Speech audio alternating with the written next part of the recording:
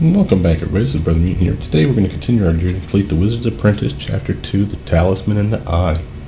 Now, last episode we were kidnapped by a wizard and taken to some arena for sport. Now, we have completed the first 3 tasks.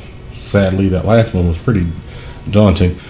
We are, of course, on to the last one. Now, I haven't done my check yet to find out what's in store for us, but it sounds like we're fighting the champions, and I don't even want to know what that's going to be, because that last one was brutal. But let's find out here, shall we? We'll use the spell. Gather information about the arena champion. The feeling of power and strength almost drives you to your knees. Oh, jeez. You sense a creature of great age and might, almost invulnerable in combat. Oh, that sounds fun. Almost. You sense a weakness, an elemental weakness. The ideas of a troll and that of a black dragon come to mind. Okay, so trolls are weak to fire and acid. Black dragons do acid damage, right? Yeah, so that's got to be what it is, right? So acid's the trick here. Acid, you realize that? You just tell me. Cool. You realize acid is your opponent's weakness. The spell fades, there is little else to learn of your next opponent. Well, alright. Let's pick up for this, shall we? Well, knowing that acid's my gig, I'm just going to load up on everything that's got acid in it. Nothing here. That's not to say grease might not be useful. Certainly that'll be useful. Buffing the team's useful. I always seem to lose these things. I'm not sure what's going on there, guys, but something's glitching, and it's not me. I did not switch weapons at all last time. Now maybe somebody neutered my intelligence or something. I could totally believe that if someone hit me with a beam of something that dropped my intelligence, which made me lose extra spell slots. I suppose I could believe it. But that's a big dink to do that. That'd have to be like 4 points of intelligence at least. Let's see. So we're good there. Magic missiles are always good. I am Enter elements low, though. I'm going to do that. Level 2. I don't need that. Well, let's just redo this here. I want mirror's image. Sure. I say that because that's not on my little spell gem. The Endure elements and the ghostly visage is. I want the extra one just in case it burns off me, guys. That's why, because we're going to be slinging some acid. Potentially in AoE form. We're not real sure here yet. So that's why I want the extras. See, curse could come in handy. And it has a nice duration on that, is that correct? Yeah. I was looking, by the way, in rerun spell fixes to check on certain things. I'm going to do a video, like my other videos, where, basically like a tutorial on specific spells from the wizard, the cleric, and the druid spell books. Obviously, those would be applicable to Sorcerer's favored souls and Spirit Shaman as well. And to a lesser extent, some for the Paladin and some for the Ranger, but not all of their spells. Okay. The reason I'm doing that is because there's a lot of spells here that are good, a lot that seem good on paper that just seem to be lackluster in gameplay. Combust is a fine example. I did this spell the other day, and I assumed incorrectly that you had to walk over, as it's a touch move, and physically touch the target, which you do. That should be a melee touch attack, an MTA. We talked about this in previous videos before, where there's ranged touch attacks. Again, fine examples of those are Scorching Ring, where it literally tells you you need to do a ranged touch attack. And again, we've seen my videos on Armor Class, you know that that has to do with how you hit the target. And while that's all well and good, touch attacks cue off your attack bonus. So if you have a pissy attack bonus, which, let's face it, you're a wizard more likely than not, then you're probably not going to hit very often. They give you a bump in the fact that you ignore some of their armor, sure, but there's tricks around it. But being that it's melee attack means that you should be having to walk over and do a check. This spell right now, the vanilla version of it that the game downloads, doesn't have a check. It literally is an auto hit move. That's why I want to do that video, to show you moves that are currently in the vanilla version of the game. Not broken, but better than they could be. I mean, even Mel's Acid Arrow is a mistake. If you do the pen and paper version, 3d6 is wrong. It's supposed to be like 2d4 or something lame sauce. It lasts longer, I think, and it does like 1d4 damage every attack instead of 1d6 until it expires. But again, this is a good spell for a couple of good reasons. There's no save and there's no spell resistance. Most acid spells aren't. The problem is there's mistakes in the game, and there are spell resistance on these. Now I haven't checked Acid Splash, but it says there is here. Rerun spell fixes have fixed a lot of those errors and reset them to the right number or whatever, the amount of damage, or is it a spell save, was it a touch attack, can it crit, all that good gravy is in his or hers, I don't know who it is. There are spell fixes. Another fine example was like Curse. There's supposed to be no spell resistance, if I'm not mistaken, for this one. It's supposed to be a curse. It doesn't treat it like one, so you can have this wear off you by taking a knee or a variety of other things. I think he made it permanent, where once you hit him with it, it's a -2 penalty to their armor class until it's removed. And I mentioned this, of course, before, but again, I'd like to do a video on the vanilla version for those that don't want to upgrade and know what they're dealing with. And I might even do one for reruns after the fact, just to show the changes and how they differ. But with that, let's prepare for this battle. So I got 3 Mel's Acid Arrows, and that's a lot. And it's an auto-hit move, if I'm not mistaken. There's no save, there's no spell resistance. Now maybe it's a ranged touch attack, but I don't see that here, and I don't think there was. I think this was one of the reasons I like this spell.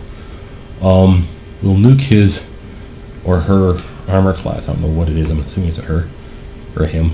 I'm assuming it's a him.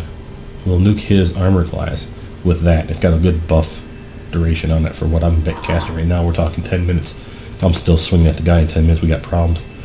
I don't know if we're going to get shot at, so protection from arrows could be useful. See, invisibility, no. Blind sight, on the other hand. If this bastard goes invisible on me... Oh, and I keep forgetting about other characters. I don't have it on this one. Must have sold it. No, I do have it. Here it is. Eye of the Dark Seeker. I have this. I can give myself True Seeing. I totally spaced that yesterday, guys, so I really don't even need that. Because if I'm not mistaken, Blind Sight is a watered-down version of True Seeing. I may be wrong on that, but twice a day, and I should have been using them on my team yesterday instead of having them casted in their spell books. That was just dumb. Mirror Image twice is not a bad idea. And I say that because I can cast on myself at the beginning of the fight. If I start taking some serious damage, those things will start petering off me, the little mirror image balls around you, and then recast another one. I'm fine with that. It's good protection. We know we want slow. Slow works well. There's another armor class penalty to it. Reflex save gets screwed. Team friendly. They lose an attack per round. That could come in handy if they're beating up on us like they're a fighter or some shit like that. Flame arrow I'm still going to take, because while they may be susceptible to acid, I can't imagine they're immune to fire. And this one hits hard right now. I'm hitting like, what, 4 arrows? That's a pretty decent smack. And this is an auto hit move as well. They have a reflex save to lessen the damage by half. Spell resistance. And again, I'm going by the tooltips here. I don't know for certain that this is all true, but it does hit like a brick shithouse, so it's kind of nice. Haste. But it says here, a number of friendly targets equal to your caster level centered on the initial target. Okay, so maybe that's what I'm just doing where I need everyone grouped together. So I should be able to buff everybody with this, but I don't seem to be doing that. I'm going to grab it just to prove it to myself. I want a mage armor, proof mage armor for myself. Now here's this trick. So I have Mestel's Acid Breath. These guys would have to not be in melee with the guy or have to position myself just right. But I could hit for a cone of 10d6 damage to this prick. Still reflex for cutting it in half, but that's still 10 to 60 becomes 5 to 30. Still decent. But if you do these, there is no save, there's no reducing it, so I still do 3 to 18 plus 1d6 until the spell collapses. And I'm casting it for, let's just say, a level 12 caster. Is that true? 11. Level 11. Well, if I'm only 11, so I do 3d6 extra. So I do 6d6 to the prick, per hit, guaranteed. No spell resistance, no save. And that's 66 is what? 6 to 36 versus 10 to 60. Obviously better and instant, but he can cut it in half to 5 to 30 and could resist it with spell resistance, which is another mistake. Obviously acid spells, if I'm not mistaken, acid spells are always supposed to be, because you're actually conjuring acid, a physical thing, you're actually shouldn't have spell resistance on those things. Another thing that rerun works on.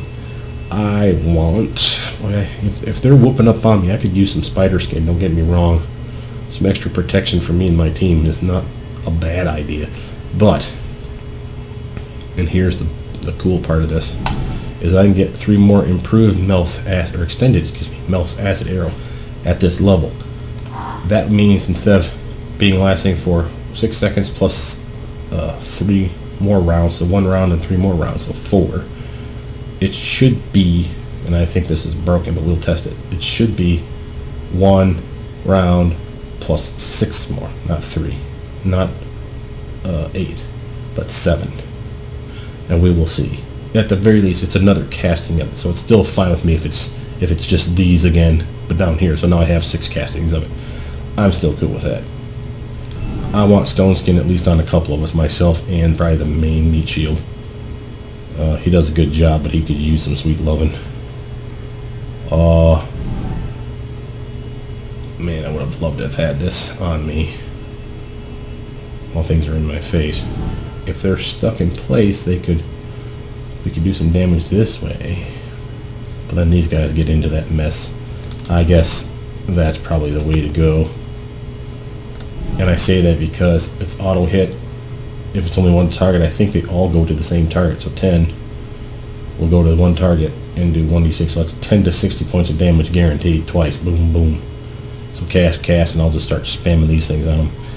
That's okay with me. I mean, I could do the empowered version of Melf's acid arrow, which is 3d6 times 1.5, and I don't think it works on these parts.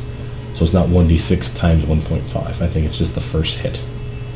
But still, I could have 2 more Melf's acid arrows. But again, 3 to, what is it, 18 on this part versus, we're talking on the initial hit, versus 10 to 60 that they can't save against, he could resist against. But yeah, I think that's probably the way to go here. He has his spell here to protect himself from dirt elements.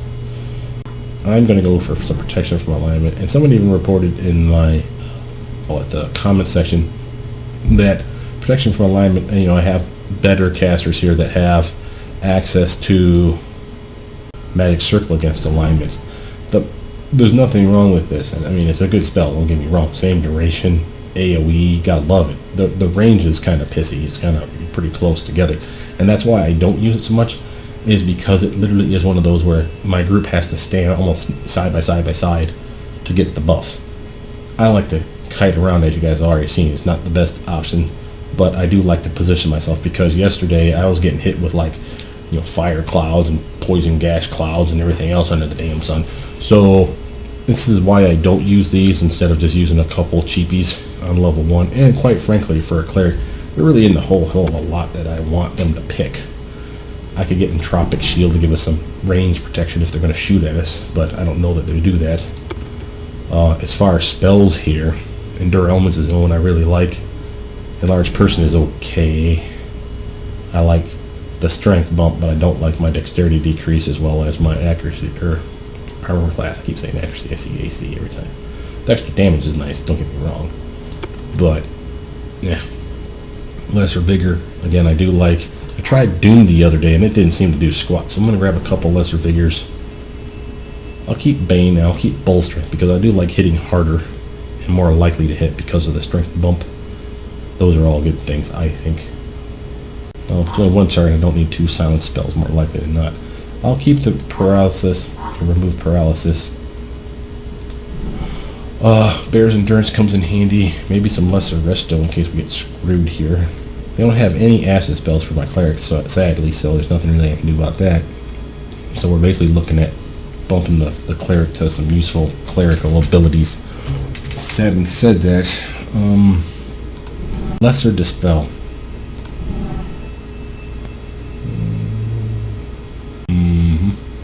This might be okay too. Well, that's a tough call. Yeah, let's practice our dispelling magic moves anyway. We gotta get used to it. Death Ward could still be viable. I don't know what's coming at me. They hit me with some energy drain, negative energy, some death spell moves. I don't want instant death. So that's good choices, I think, anyway. Blindness, deafness comes in handy. If they're tough, they'll negate it, but it's worth a try. It really screws them over if you hit it with them. They're supposed to, anyway. I do like the Searing Light. That could come in handy. Divine Power. Prayer is a nice team buff / enemy debuff.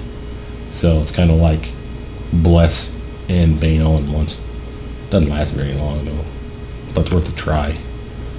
And Animate Dead is a piece of piss. Let's get rid of that. I probably even got better protection. That protection from energy.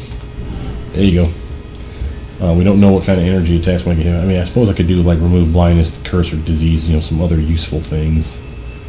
But you never know. And I mean, I'm putting way more buffs than I should be because I just don't know what buffs I can use. Right? That's the other problem with this kind of stuff. And I could have had freedom of movement yesterday. That was the move I was looking for. I couldn't remember what it was called. I thought it was the one that just removed the paralysis. No, this is the one that makes you immune to its slow entanglement effects and does it for a long time. That would have been the one to cast because that would have kept me from being gripped by, what was that spell? Bigby's spell? I think that's the one that works. It's either that or the Foundation of Stone, which we don't have access to because that's a druid spell. Of course, spell mantles are always nice. But we have Hammer of the Gods. I still like it, and there's very few things that resist Hammer of the Gods. That's why it's such a good spell. You know, the will to cut it in half. Actually, I don't even know that it cuts it in half. I think the will may just remove the daze effect, so that'd be guaranteed 5 to 50 or 5 to 40 points of damage per hit. It's not stellar. I don't know how many hit points they have, but I only got 2 castings of it. But still, it's worth something. And other than that, I'm pretty happy with what we got. Divine Power doesn't last very long. And she doesn't really fight very well. I'd much rather her be at range and beam, quite frankly. So let's actually go back and add another Searing Light. We're hoping that this stuff will work. We don't know. Okay, I'm going to keep the spell Mantle just in case. Battle Tide comes in handy, especially when we have to fight. Obviously no acid. I don't need True Seeing since I already have it. Righteous Might. And this is something I forgot about, by the way. Righteous Might gives some damage reduction. On my previous video that I've given advice on how to increase your damage reduction, your damage resistance, I totally skipped over the fact that Righteous Might does this as well. Now, maybe it's broken in this version of the game, because I see Rerun had to fix it. But I don't have Rerun stuff, so we'll find out, I guess, if it has any help. We have Blade Barrier, Planar Ally. I don't want Planar Ally. Harm, on the other hand, negative energy damage. You walk over, touch the bad guy, and poof, 110 points of damage. Because she's level 11, right? Yeah, that's not bad. That's a big owie for one spell. Might use that. Or we could get Blade Barrier. We can get rid of Greater Dispel and slap Blade Barrier down. Alright, I feel like that's pretty good. Follow me! Everybody needs to touch the crystal. And, you know, something I keep forgetting to do too, by the way. Does everybody have the stuff I want equipped? Oh, yeah. Thank you. There we go. That makes me much happier. I am so glad I bothered to look. With that, we have... Let's save real quick. I'll be right back, folks. Alright, we are back. Oh, good God. Let's hope for the best. On sounding the gong, you find yourself in the arena again. Continue. Very ground 6 with the cheering and stomping of the crowd. It takes many minutes for the announcer to regain control. We have a challenge! A challenge! The arena quiets suddenly, but the ground continues to shake. You look up and see why. Why? What the fuck is that? Oh, snake people. I fucking hate snake people. All these. Oh, Jesus, look at the arms on that dude. 1, 2, 3. Oh, is that 6 arms or is that 8 arms? I can't tell. Could be more. It's like he's got 1, 2, 3, 4, 5. Oh, he's got like 10 arms. This is gonna hurt people. Okay. Defend ourselves. Alright, time for some spells. Now we know why he's such a doofus. Okay, had to cut back. It's not because I lost, but it's because I actually deleted a spell like an idiot. I was in here trying to cast a spell instead of going here. I do that all the time when I'm doing my test runs. Very annoying. Anyway, we got Mr. Snake Slivsic over here, and he's got lots of arms, snake body, and a jerk. It's a pretty damn cool headdress, though. We'll give him that. So, buff. You,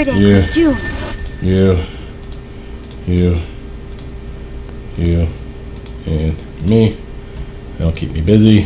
Follow me. You want to cast that. Dig to X.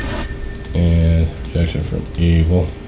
Yes. You want to cast protection from energy. To X. And spell mantle. See how that works.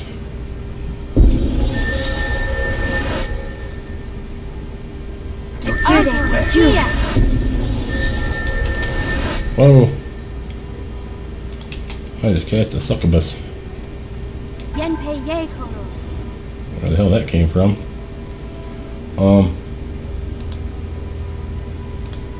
So here's Blade Barrier for those of you that don't know what it is. Well, that didn't work at all. So he's got some poison on him.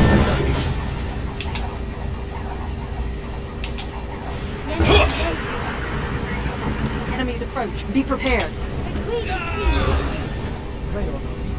That spell didn't work.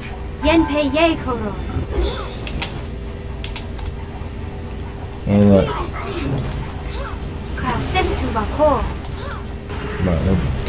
Spell beaming the crap out of him.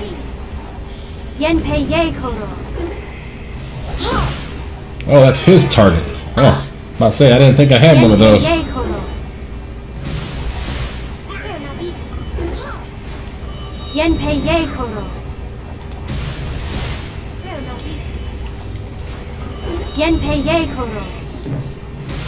Fortunately, my team seems to be badasses. This doesn't seem like that much of a fight, quite frankly. Come on, team. Oh, that was beautiful, guys. The monstrous beast convulses and slides to the floor and lies very still. You hear little but the pounding of your heart in your ears. That was way easier than the last fight. I'm just here to say that I'm kind of disappointed. Not that I'm complaining. Just saying. Your people suck. Slowly the rest of the world comes into focus and you see pandemonium in the stands. The announcer booms. Arena champions! We have new arena champions! For many minutes you stand in stunned silence as the cheering continues. Eventually you feel the world slipping and changing around you and you realize you are being teleported from the arena. Well, the team. Wow, that was amazing. I don't know what the hell I did to make that happen. Let's see. You are surprised to find yourself not in the wintry waste of the wilds, but in a comfortably furnished and heated parlor of sorts.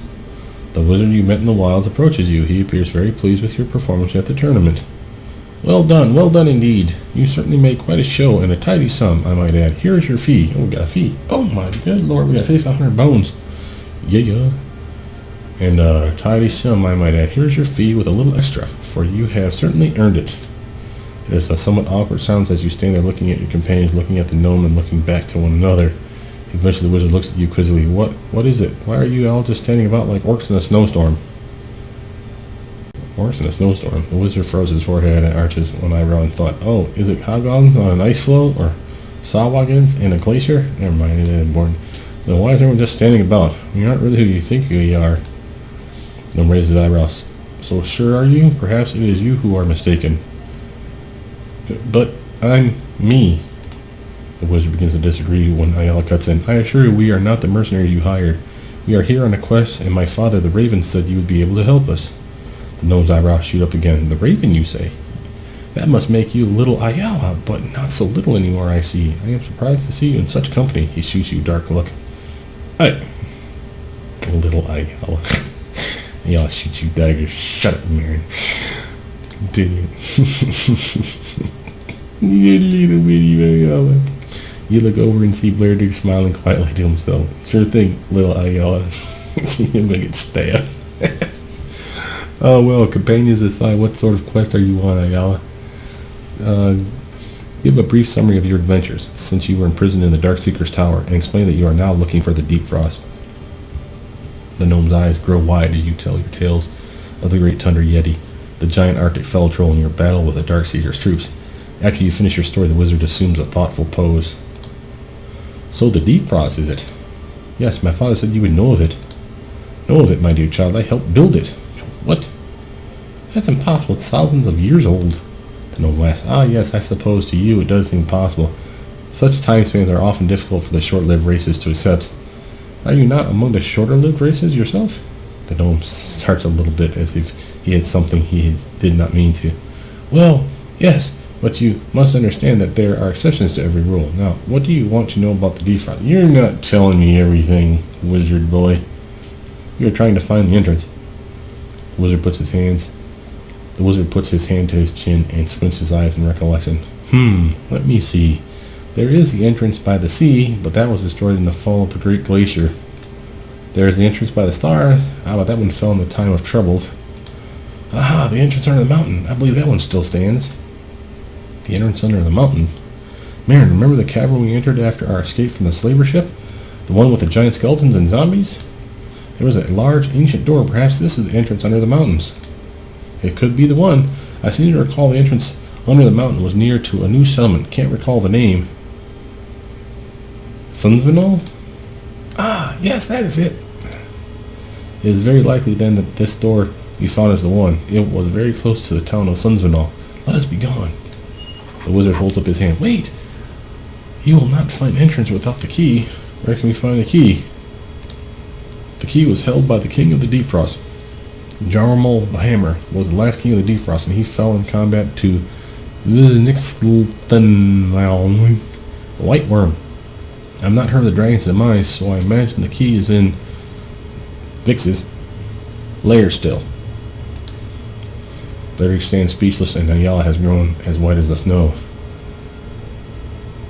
Hey, relax, you two. I'm sure it's just a young dragon, right? Oh, balls. Visnix is an adult white dragon, not ancient by any measure, but full grown and dangerous. The key to the entrance under the mountain is a scepter with 5 gems on one end, arranged in a ring. Prepare thoroughly before attempting this foe. After watching you in the tournament, I believe you are ready for the challenge, but without proper preparation, you will surely perish. Okay, so white dragons are cold?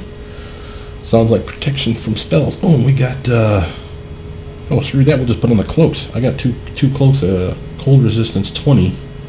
And I think I got a necklace that does the same. That'll be enough. Where can we find the beast's lair? And of course we'll, stone skin up too. I'm not stupid. It is in the mountains to the west of the wilds where you met me. I believe you will find a path behind a small stand of trees at the base of the mountain. Mountains to the west where we found them. Okay, so yeah, we just never went that way. I believe you'll find the path. He marks the location on your map. Do you have any advice? Cold is the breath weapon of the white. Ward yourself against cold with spell or magical item or both if possible.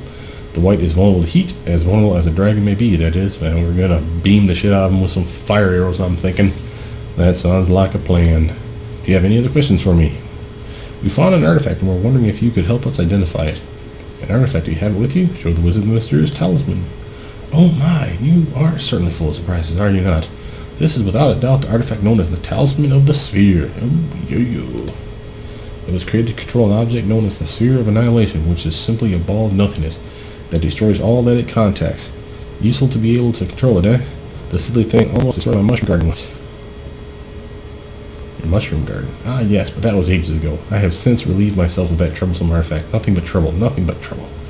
Can you tell me anything else about the Talisman of the Sphere? Well, there is one other thing. It was hypothesized some centuries ago that the Talisman of the Sphere could be used to control other artifacts in addition to the Sphere of Annihilation. There was in particular the Eye of Cabal. Blardy interrupts. The Eye! That must be what the note to the leader of the force that attacked the Elf Dancer camp was referring to. The Eye of Cabal. What does the Eye of Cabal do? It is a very powerful artifact indeed. It is used in divination, and few secrets or locations can avoid its notice. It is a very difficult artifact to use, but once it is dominated, it is very reliable and powerful. The Eye of Cabal has not been seen for centuries. The last word anyone has heard of it, located in, let me guess, the Deep Frost? Yes, that is correct. Suddenly it all becomes clear to you. The Talisman, the Eye, and the Dark Seeker. The Dark Seeker had the Talisman of the Sphere and was looking for the Eye of Cabal to gain control over the artifact. You realize you have come one step closer to understanding the situation you have found yourself entangled in. You may rest here before continuing your travels. When you are ready to go, simply approach the teleporter at the top of the stairs. It will return to you. You may rest here before continuing your travels. When you are ready to go, simply approach the teleporter at the top of the stairs. It will return you to the wilds. You turn to leave, but the wizard grabs your arm and turns you around quite easily with surprising strength. What? What is that? You look and realize that one of the golem arms that you found in the tower of the Darkseeker is poking out of your pack. I found this golem unassembled in the tower. Well, don't just stand here. Let me have a look at it. Ooh, we're going to get our little teammate. Kick ass. For a few moments, the golem parts are laid on the floor. Oh, goodness me. Look at it. It is beautiful. Why on earth haven't you animated it yet? I don't really know how. Oh, well, that will not do. No. Will it? No, it will not. We are going to animate this golem right now. Now let me just see here. The wizard starts muttering and chanting, pulling components and items out of pouches that seem far too small to contain the objects. After a surprisingly short amount of time, the gnome utters the last of the incantations, binding the golem to you, and the golem opens its eyes. The gnome dusts his little hands off. There! Finished! What a beautiful golem! Such unusual and expert craftsmanship, and not of the prime material plane either, I would imagine. Well, this certainly has been an eventful evening. As I said before, you may rest here for as long as you like. When you are ready to leave, simply use the teleporter at the top of the stairs. Good day! You can now give your golem a name. If you wish to change his name, simply speak to it. What shall you name the golem human? Pinocchio. Say, hey, Pinocchio. Oh, it's hideous. It is a rogue like I thought I heard, too. Outstanding. Good dexterity. Nice intelligence. Wisdom and charisma are piss all. His will says suck. He's relatively strong. What kind of feats we got first? Dodge. That's good. Mobility, sure. Weapon finesse, like I wanted. Outstanding. And does short sword work with that? Yes, it does. Looks like he's got a weapon focus for short swords. So that's what we want to equip him. Boy, I really love to have two weapons. He's got a plus 6d6 sneak attack. Good God, him, man. He's got improved uncanny dodge. Now, I hear that this is broken. At least the uncanny dodge version is. Skills. Disable device 15. Hide 19. Move silently 19. Open lock 19. Search 15. Sleight of hand 19. And spot 13. Tumble 19. Use magic device 12. Those are the important ones as far as I'm concerned. That's not bad. That's not bad at all, guy. You rule. Alright. Let's actually, since he is a teeny, short sword plus 2. That sounds like something you want in your hand there, buddy. He has no armor. What the hell is this? Oh, there's his armor. Let's see if he has something better. Oh, he's got his own bow. He is dexterous, so we do want him with a bow. I have that electric bow somewhere. We'll go check on that. And that's unlimited arrows where it doesn't have to use these things. But for the time being, let's just make sure we got him equipped. So is that, no, what's all these hands? Dexterous hands, strong hands, and steady hands. Steady hands. These hands are made of mithril, making them light and strong. They have reinforced stabilizing mechanisms, making them excellent for fire range weapons. So he gets bonus feats of weapon focus for any ranged bow, long bow, short bow, or even crossbows. And it gets the weapon feat, weapon specialization for those same things. Holy crap, that makes him an archer. That's awesome. What do the other ones do then? Strong hands. bonus strength, attack bonus, and adamantine. That sounds like the ones we're going to equip right now. The extra damage. Doesn't seem to be affecting his attack bonus like it says. Now maybe it's if we punch things instead of using our sword, but that's kind of stupid then. Dexterous hands. These hands are delicate and intricately wrought, allowing the golem to excel in various acts of thievery. Their fine construction decreases their strength, however. So lowers my strength 2 points. So it says 16, which is plus 2 right now because of these guys. I go down 4 points. So that would be 12 strength when these are equipped. But I get skill focus for disable lock. Or sorry, disable device twice for some reason. That's clearly a glitch. Open locks, set traps, and sleight of hand. Basically increasing my thieving skills so I can swap out. So we actually got a hotkey, that stuff. So we got those. Steady hands are for range. And I'm going to put these ones here for melee. Now, what can we gear him up with, baby doll? Yeah, see, here's an amulet of cold resistance that I can slap on him that'll get him up for some protection for cold against that dragon. But we had that. I'm going to pass him Dover's Curse. I ain't using it. Might as well, yeah. Put you back on. Matter of fact, well, he can't use that because his hands. Duh. You find that bow. Matter of fact, yes. I don't know that someone else ain't got it. Yeah, is this it? Yep. Okay, you're getting the bow. And we're gonna do like yay. And I don't need those now. So let's just pass those on. Can I use a short bow? Is that even a possibility? Follow me. I'll take the lead. Hey, I can use a short bow. Kick butt. Yes. He has all the arrows of funness though. But that's fine. Yes. What else does he need? We need rings, helmet, cloak, belt, boots. Follow. She has one of the cloaks, facades, and I need nargles or whatever the hell it was called. Yeah, the one I have. Cool. So everybody's protected from cold now. It's not the best. And, you know, I may just want to make him a little sneak thief by giving him the boots of the Whispering Wind. Pass him off for now. I guess I could pass over some thief tools to the guy. Matter of fact, I want to just make sure he's our thief. Now, I know I have my own thieving abilities, but I will completely defer to the guy who's clearly built for it. And that's just to hotkey those things. We'll even need hotkey the dagger. Delver's Curse could come in handy. He could really whoopity-whoop on somebody with that extra dexterity he has. Having said that, but we really got to be able to switch to the appropriate gloves in a heartbeat, because we got to do that and that. And now he's rocking the light arrows. 1d6, that's pretty sick. And it's a +2. So his attack is really nice on that one. He gets 2 swings at a smack for that piercing and electrical damage. That's nice. That'll be nice. We'll do that for a while. Alright, well, we have everything we wanted for that now. So we have our team of 4. He's a little badass. He's going to be our bowman. So he's going to try to keep him at distance. My name is Brothermutant, though. Please like, subscribe, comment down below, tell me what you guys think, and I'll see you guys soon. I know.